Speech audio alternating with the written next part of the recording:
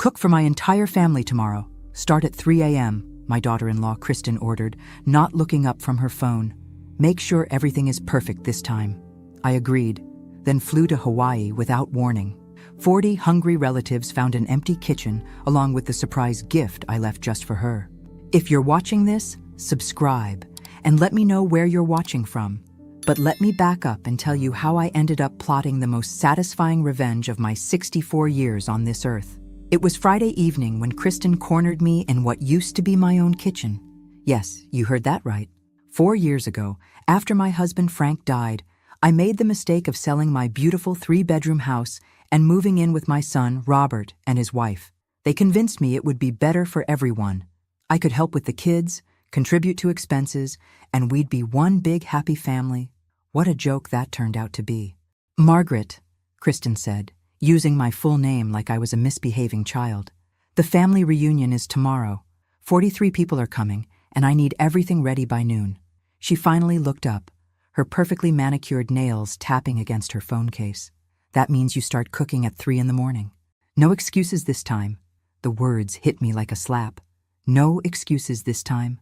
As if I'd somehow failed her before, when I'd been cooking and cleaning and babysitting and basically running her household for 4 years while she played social media influencer. Kristen, I said carefully, I'm 64 years old. Starting at 3 a.m. seems a bit what? Her voice turned sharp.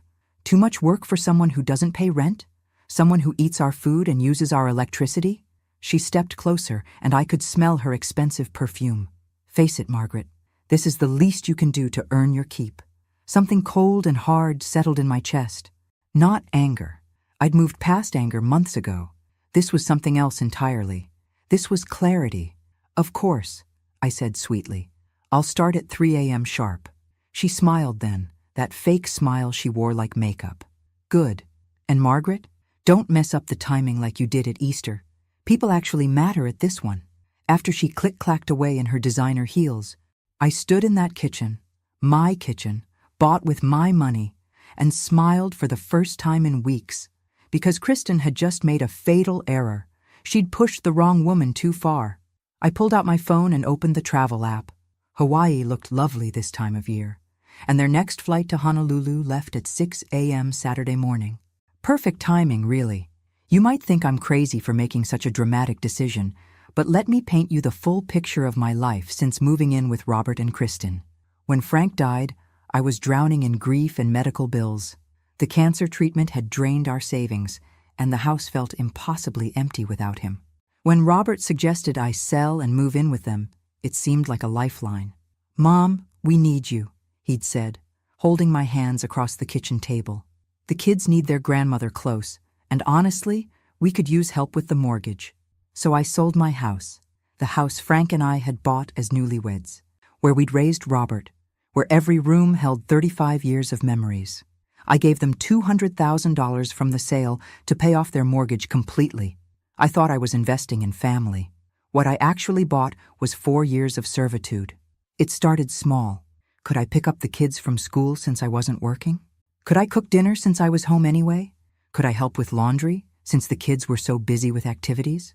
Before I knew it, I'd become their live-in housekeeper, chef, and babysitter. While Kristen spent her days at the spa or shopping with friends, I was scrubbing toilets and ironing Robert's shirts. When they went on vacations, funded by money I'd helped them save, I stayed home to watch the house. The worst part wasn't the work. It was the complete lack of respect. Like when Kristen redecorated the guest room, my room, without asking, throwing away the photos of Frank I'd carefully arranged. "It looked so cluttered," she'd said with a shrug. Or when she started introducing me to her friends as Robert's mother, she helps out around the house, as if I were hired help instead of family. Or last month, when I overheard her on the phone with her sister. I don't know how much longer I can deal with her. She's just so old-fashioned. Everything's a production. I can't wait until we can afford to put her in one of those nice senior communities. Standing in my bedroom that Friday night, I methodically packed a suitcase. Not everything. I didn't want to tip them off. Just enough for a week in paradise. As I folded my favorite sundress, the one Kristen had criticized as too bright for someone your age, I felt something I hadn't experienced in years. Freedom. I booked a suite at the Grand Wiley Resort. Ocean view, spa services included. The cost would have horrified the old Margaret, the one who clipped coupons and worried about every penny. But that Margaret was about to disappear forever. At 2:30 a.m. I tiptoed downstairs and left my masterpiece on the kitchen counter. Not a grocery list or cooking instructions, something much more interesting. Then I called a taxi and slipped out into the pre-dawn darkness. By the time Kristen woke up expecting to smell bacon frying, I was already 30,000 feet over the Pacific Ocean, sipping champagne and watching the sunrise. The look on her face when she discovered what I'd left behind would be worth every penny. The taxi driver was chatty despite the early hour. "Airport," he confirmed as I settled into the back seat with my single suitcase. "Yes, please. And there's an extra 20 if you can get me there quickly." He glanced at me in the rearview mirror. "Running away from home, are we?" "Something like that," I smiled, watching my son's house disappear into the darkness. The house I'd helped them keep, where I'd spent 4 years shrinking myself smaller and smaller to fit into their idea of a grateful mother. At the airport, I felt like a different person. Maybe it was the early morning energy, or maybe it was the delicious secret burning in my chest, but I practically floated through security. The TSA agent looked at my ID twice. "Hawaii? Business or pleasure, ma'am?" "Pure pleasure," I said, and meant it. And the flight was only half full, which meant I could spread out and really savor what was happening. As we climbed above the clouds, I imagined Kristen's morning routine.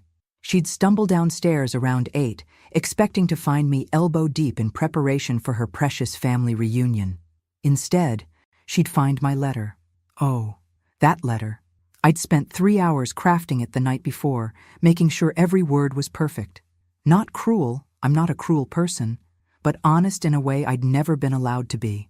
I'd started simply, "Dear Kristen, I won't be cooking for your family reunion today. In fact, I won't be cooking anything ever again." Then, I detailed exactly what I'd contributed to their household over the past 4 years. Not just the $200,000 to pay off their mortgage, but everything else. The groceries I'd bought, the utilities I'd helped with, the repairs I'd paid for, the vacations I'd funded by lending them money that was never repaid. The total was staggering, even to me, $187,000. But the real gift was the final paragraph. "I consider this debt forgiven in exchange for 4 years of disrespect, ingratitude, and emotional abuse. We're even now. Don't bother calling. I'll be impossible to reach for the foreseeable future. P.S. There's bologna in the fridge for sandwiches. You remember how to make those, right? Ma'am, would you like a complimentary beverage?" The flight attendant's voice interrupted my daydream. "Champagne, please. I'm celebrating." Special occasion. I thought about Kristen discovering my letter, about 43 relatives arriving to an empty kitchen, about Robert having to explain to his family why Grandma wasn't there. You could say that. I just got my life back.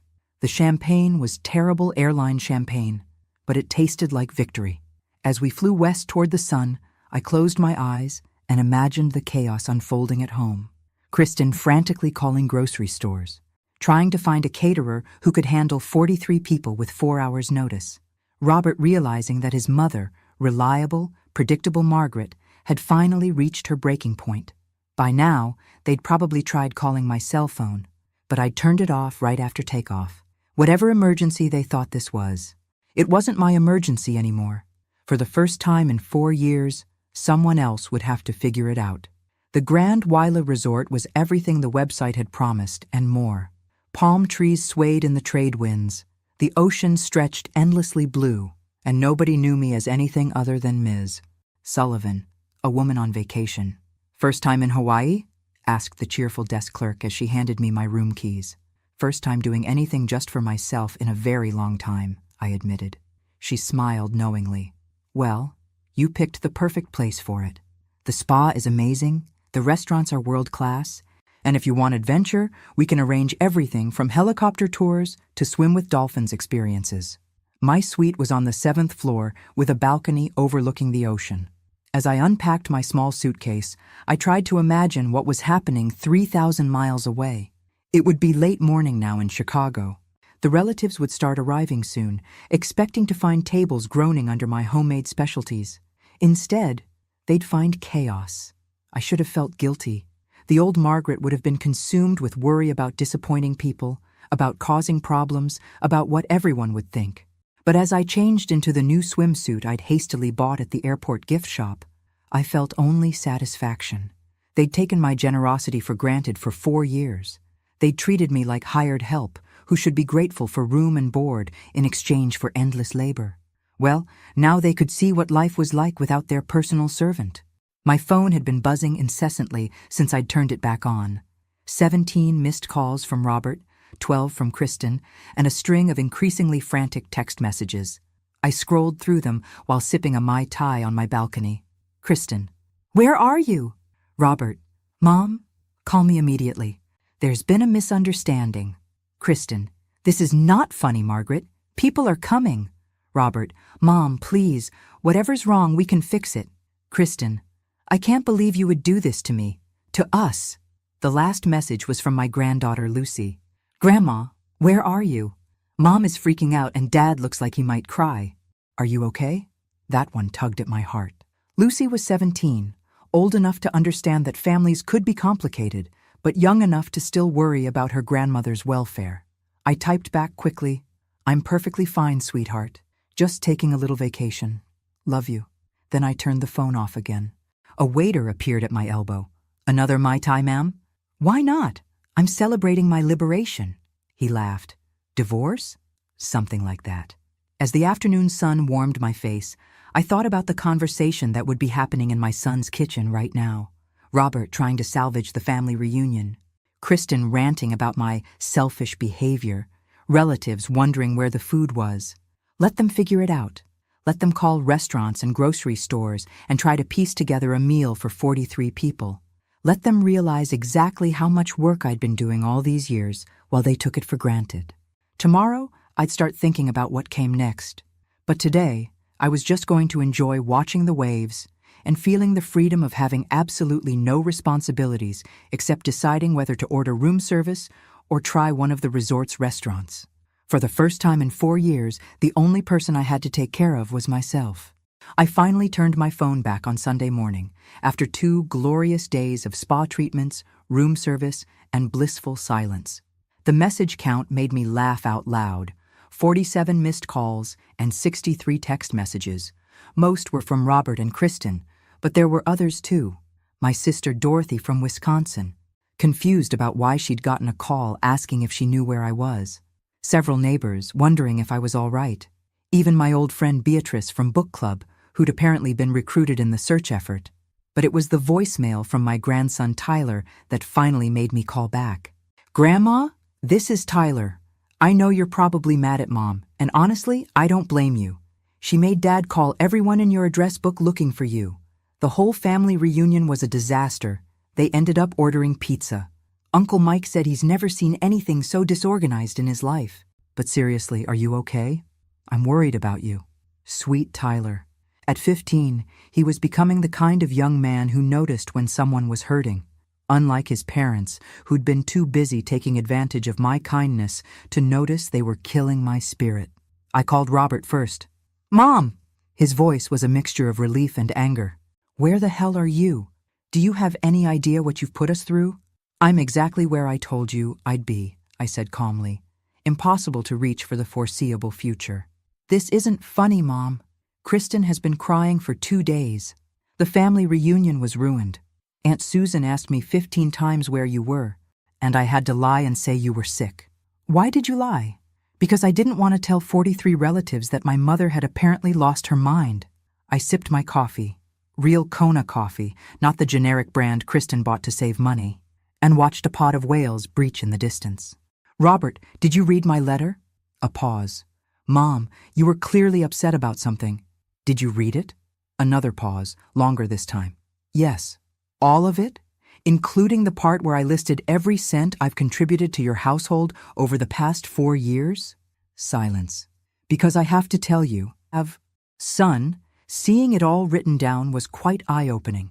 $187,000. That's not counting the unpaid labor, of course. Mom, we never asked you to keep track of... No, you never asked me to keep track because you never intended to pay me back. You saw me as a convenient ATM who also happened to cook and clean. That's not fair. You're family. Family helps each other. You're absolutely right, I said. Family does help each other, which is why I'm helping you learn to be independent. Consider it a gift. I could hear Kristen's voice in the background, shrill and demanding. Robert covered the phone, but I caught fragments. Tell her she has to come back. This is ridiculous. She's being selfish. When he came back on the line, his voice was strained. Mom, whatever this is about, we can work it out. Just come home. Home? I laughed, and it felt good. Robert, I don't have a home there. I have a room in your house where I'm expected to be grateful for the privilege of working myself to death for people who don't respect me. That's not. We do respect you. Your wife called me old-fashioned and cluttered. She redecorated my room without asking and threw away my pictures of your father. She talks about putting me in a senior community like I'm a burden she can't wait to dump. Another long silence. I didn't know she said those things. Of course you didn't. Because you stopped seeing me as a person a long time ago. I became furniture that occasionally cooked dinner. The truth of it hung between us, painful and undeniable. That afternoon, I was lounging by the pool when my phone rang again. This time it was Kristen, and for some reason, I decided to answer. Margaret, her voice was ice cold. I think we need to have a conversation about your little tantrum. Tantrum? I kept my voice pleasant. I prefer to think of it as a well-deserved vacation. Do you have any idea what you've done to this family? What you've done to me? I took a sip of my pineapple smoothie. I imagine you had to actually work for a weekend. How novel. I had to order pizza for 43 people. My entire extended family thinks I'm incompetent because my mother-in-law abandoned us. I prefer the term resigned my position. This isn't a joke, Margaret. I called caterers, restaurants, even the grocery store deli. Nobody could help with 4 hours' notice. I was humiliated. Now you know how I've felt for 4 years. The line went quiet. Then Kristen's voice came back. Different now. Calculating. Fine. You want to play games? Let's play. You seem to forget that you don't own that house anymore. Margaret, we do. And if you don't come back and apologize for this ridiculous behavior, you might find yourself without a place to live. Something hot and dangerous flared in my chest. Are you threatening to evict me? I'm reminding you of reality. You sold your house, remember? You gave us all that money. You're dependent on us now, and dependent people don't get to throw tantrums. I stood up, suddenly too agitated to sit. Around the pool, other guests were enjoying their vacations, blissfully unaware that I was having the most important conversation of my recent life. Kristen, there's something you don't know about that money I gave you. What are you talking about? The $200,000 I used to pay off your mortgage? That wasn't from the sale of my house. Silence. That money came from a separate account, an inheritance Frank left me that I never told anyone about. The house sale money? That's sitting in investments, earning interest. I could practically hear her brain working, trying to understand what this meant. You see, Frank was a very careful man. He knew that large financial transactions within families could cause problems later, so he insisted everything be properly documented. Legal loan agreements, proper interest rates, everything above board. I don't understand. It means, dear Kristen, that I'm not dependent on you at all. In fact, it's quite the opposite. That mortgage-free house you're living in? I can call in that loan anytime I want. The silence stretched so long, I thought she'd hung up. You're lying. Am I? Check the paperwork. It's all there in black and white. A personal loan from Margaret Sullivan to Robert and Kristen Sullivan, secured by the property at 2847 Maple Street. I even charged you interest. Very reasonable interest, mind you. Frank would be proud of my business sense. When she finally spoke, her voice was small. What do you want? I looked out at the ocean, at the endless blue horizon that represented all the possibilities I'd forgotten existed.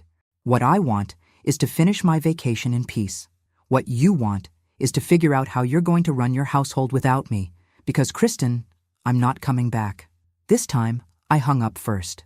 The call from Robert came at 6 a.m. Tuesday morning, Hawaii time, which meant it was 11 a.m. in Chicago, and he'd clearly been stewing over my conversation with Kristen for the better part of 2 days. Mom, we need to talk.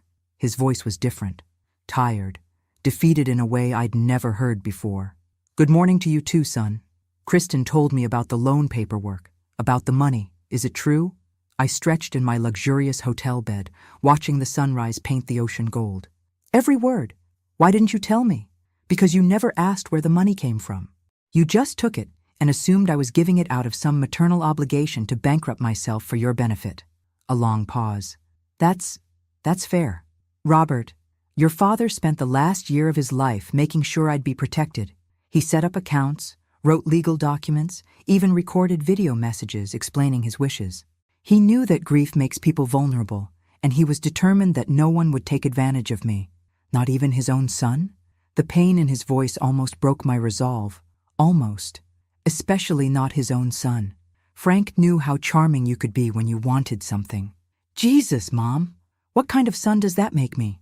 "The kind who lost his way but still has time to find it again." I heard him take a shaky breath. She's been saying things. About you. About the situation. I think I've been hearing what I wanted to hear, instead of what was actually happening." "And what do you think was actually happening?" "I think we turned you into a servant in your own home. I think we took your money and your work and your love and gave you nothing back but a place to sleep." There it was. The truth, finally spoken out loud. "Robert, for 4 years I've been waiting for you to see me. Really see me. Not as a convenient solution to your problems, but as your mother who deserved respect and kindness. I'm seeing you now, Mom, and I'm ashamed of what I see." "Good. Shame means you still have a conscience. Are you ever coming home?" I looked around my suite. At the fresh flowers the housekeeping staff brought daily, at the view that never got old. "I don't know yet, but Robert, if I do, things will be very different. Whatever you want, whatever you need, we'll make it right. It's not about what I want from you anymore. It's about what you need to do for yourselves. You and Kristen need to figure out how to run your own lives without someone else doing the heavy lifting." After I hung up, I sat on my balcony for a long time, thinking about forgiveness and fresh starts, and whether some bridges could be rebuilt stronger than before. "You look like a woman with a story," said the man at the neighboring table as I waited for my lunch at the resort's oceanfront restaurant. He was about my age, silver-haired with kind eyes and an easy smile, handsome in that weathered, outdoorsy way that suggested a life well lived. "Don't we all?" I replied, but I was smiling. "Jim Nakamura," he said, extending his hand. "Retired teacher from Oahu, and you're either on the world's most relaxing vacation or running away from something." "Margaret Sullivan." "And it's definitely both." He laughed. "Mind if I join you? I hate eating alone, and you look like excellent company." Over lunch, I found myself telling him the whole story. Not just the recent drama, but everything. The 40 years of marriage to Frank, raising Robert, the slow erosion of my independence after Frank's death, the 4 years of indentured servitude, and finally, the great escape. Jim listened without judgment, asking thoughtful questions and occasionally shaking his head in sympathy. "So you're a fugitive from your own family," he said when I finished. "More like a refugee. And what's the plan now? Besides enjoying paradise indefinitely? Honestly, I don't know. For the first time in my adult life, I get to figure out what I want instead of what everyone else needs from me. That's terrifying and wonderful at the same time." "Exactly." He leaned back in his chair, studying me with those intelligent eyes. "Can I make a suggestion? Please, don't go back until you're sure you want to, not because you feel obligated to. You've earned the right to be selfish." That evening, Jim took me to a local restaurant his daughter had recommended. Not touristy, just good food, and the kind of atmosphere where locals gathered to talk story, as he called it. "I moved here after my wife died," he explained over fresh ahi. "Thought I'd stay 6 months, get my head straight, then go back to the mainland. That was 8 years ago. Do you regret it? Best decision I ever made. I discovered who I was when I wasn't trying to be who everyone else needed me to be." As we walked along the beach afterward, I felt something I hadn't experienced in years. Not just attraction, though there was definitely that, but possibility. The possibility that my life wasn't over at 64, that there were still adventures to be had, connections to be made. "Margaret," Jim said as we reached my hotel, "I hope this doesn't sound too forward, but would you like to have dinner tomorrow? There's a sunset cruise I think you'd enjoy." I thought about the old Margaret, who would have found 17 reasons why it wasn't appropriate to date so soon after running away from home. I'd love that, I said. While I was falling in love with both Hawaii and a man named Jim, my former life was apparently imploding spectacularly. The full story came from Lucy, my granddaughter, who called Wednesday evening in tears. "Grandma, everything's falling apart here." "What's happening, sweetheart?" "Mom and Dad had this huge fight. I mean, huge.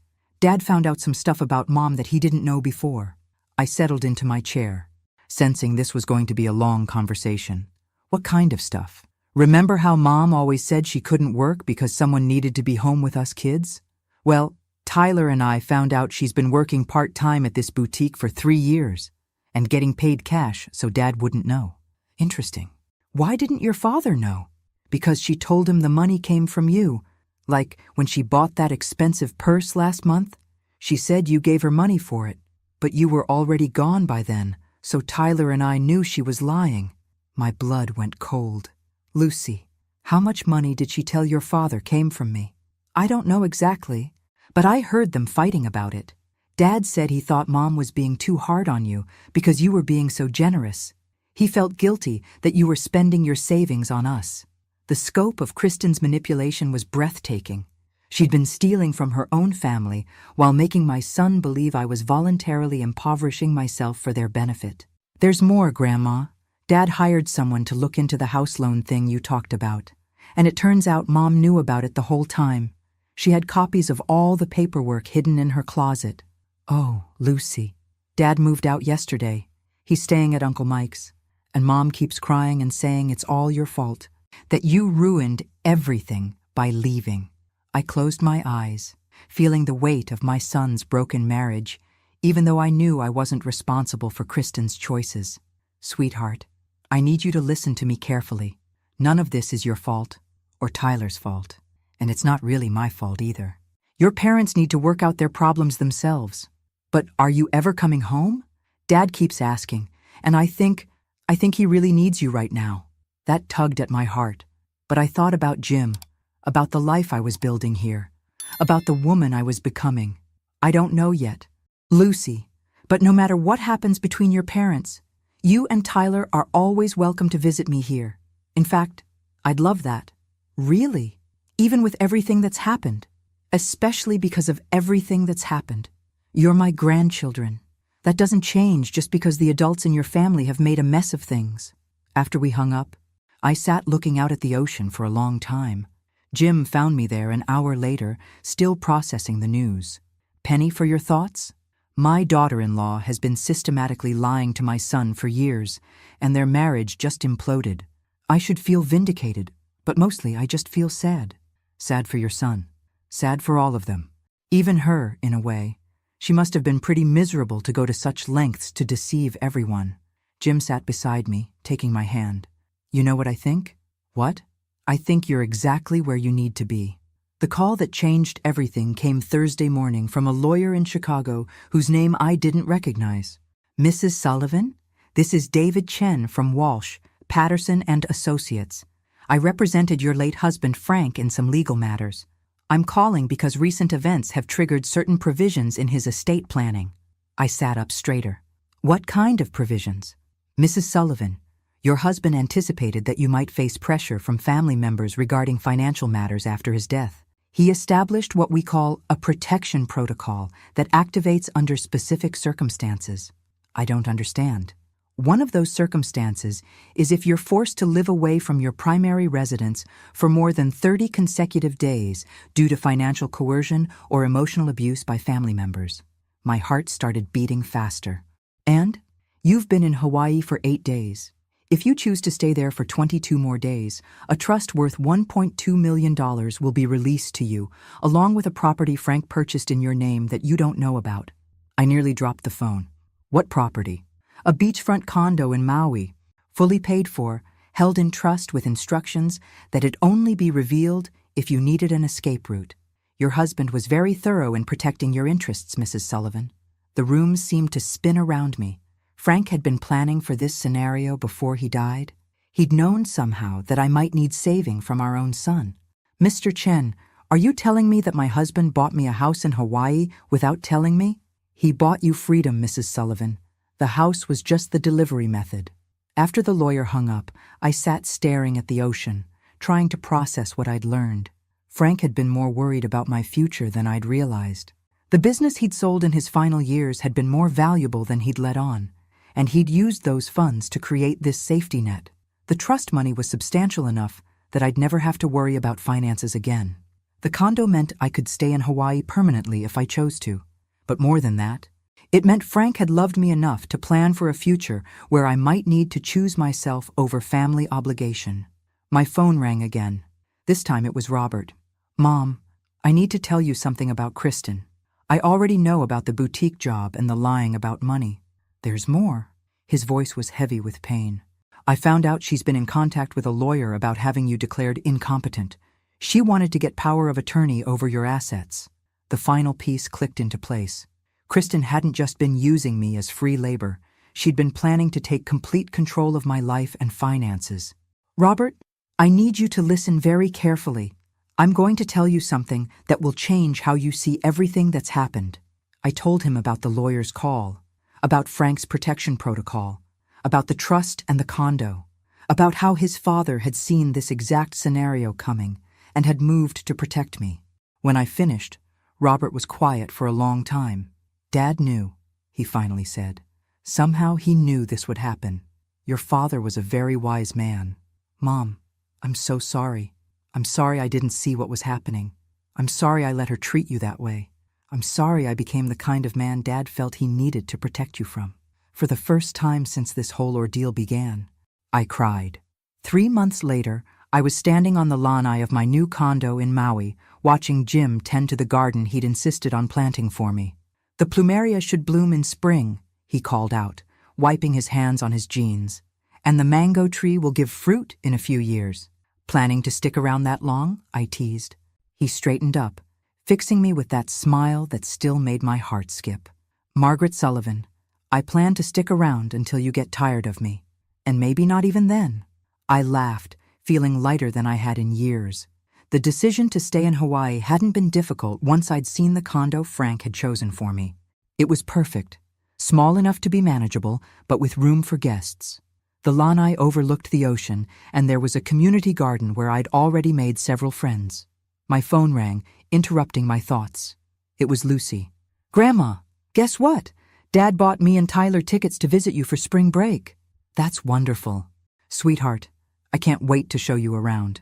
And Grandma? Dad wanted me to tell you something.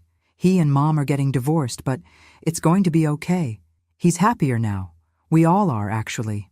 After we hung up, I reflected on how much had changed. Robert was indeed happier. He'd moved into a smaller apartment and was learning to cook for himself and the kids. He'd also started therapy, trying to understand how he'd lost his way so completely. Kristen had moved back to her parents' house and was working full-time for the first time in years. The divorce was proceeding amicably enough, though she'd tried one last time to contest Frank's trust, claiming I'd manipulated him. That lawsuit had lasted exactly 1 week before her lawyer advised her to drop it. The best part was that my relationship with my grandchildren had actually grown stronger. Without the toxic dynamic between their parents, we could simply love each other without all the underlying tension. You look happy, Jim observed, joining me on the lanai with 2 cups of coffee. I am happy. For the first time in years, I'm exactly where I want to be, with people who value me for who I am, not what I can do for them. Any regrets about the dramatic exit? I thought about that fateful Friday morning when I'd chosen freedom over servitude, when I'd finally said no to being taken for granted. None whatsoever. Sometimes you have to burn the bridge to find out you can fly. Jim raised his coffee cup in a toast. To flying, then. To flying, I agreed. As the sun set over the Pacific, painting the sky in shades of pink and gold, I thought about how many sunsets I'd missed during those 4 years of trying to be indispensable to people who didn't appreciate me. I'd wasted so much time trying to earn love that was my right to receive freely. But I wasn't wasted time anymore. At 64, I'd learned that it's never too late to choose yourself, never too late to demand respect, and never too late to start over. The best revenge, I'd discovered, wasn't making them suffer. It was making myself happy, and I was very, very happy indeed. Thanks for listening. Don't forget to subscribe and feel free to share your story in the comments. Your voice matters.